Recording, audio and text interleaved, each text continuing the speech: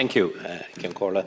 And yeah, I won't be supporting this price jump of 50 cents for the price of a packet of cigarettes. I'm probably one of the lucky people in this country. I don't smoke, thankfully, and I have a lot of very, very close friends that do smoke, and I've spoken to them at length to try and see could I give it up, or could they give it up, and they're finding it very, very difficult.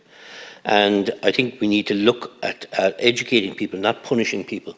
In some kind of way, maybe start through at a very young age, because at a very young age quite a lot of people start smoking, and punishing them in the pocket might be the way the government wants to do it. I feel that's only a tax raising exercise at 56.4 million. I think, Minister, you said at the beginning that's a lot of taxes, and of course it's a popular tax to throw on people, and you won't get too much criticism. But somebody has to give the other side for the smoker, and it's maybe best that I be one of those. The fact that I don't smoke, but I do understand the difficulties that people that do smoke and find it difficult to give them up, and it's a comfort to them.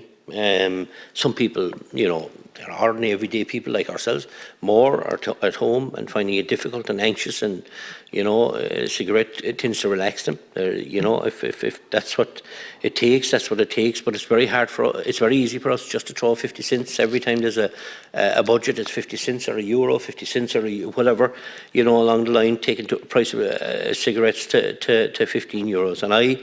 And I think it's time to stop. I think it's an unfair move. I don't agree with any price increase whatsoever.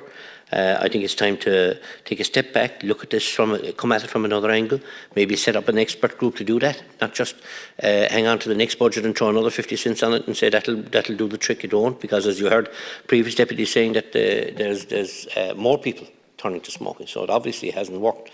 And then, of course, we're maybe, I suppose, heading the whole way towards illegal cigarettes in this country, and that's a big worry, and that's something that should be stamped out. But if we keep going the road we're going, that industry is going to grow.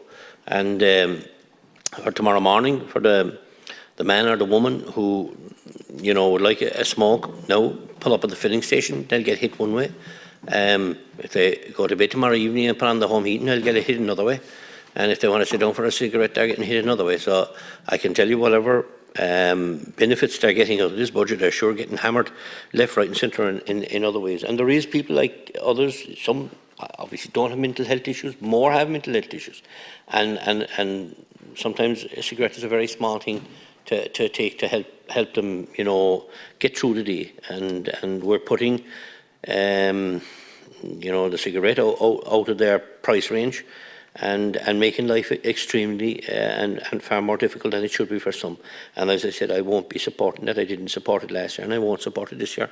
And I just like to, you know, I think somebody needs to be on this side to speak up for the ordinary people that do struggle, do need the packet of cigarette a day to keep themselves ticking over in the society. And the difficulties, a lot of people find themselves in a lot of difficulties, and this is sometimes a bit of a relaxant for them, and I certainly won't refuse them of that. And thank you. Thank you.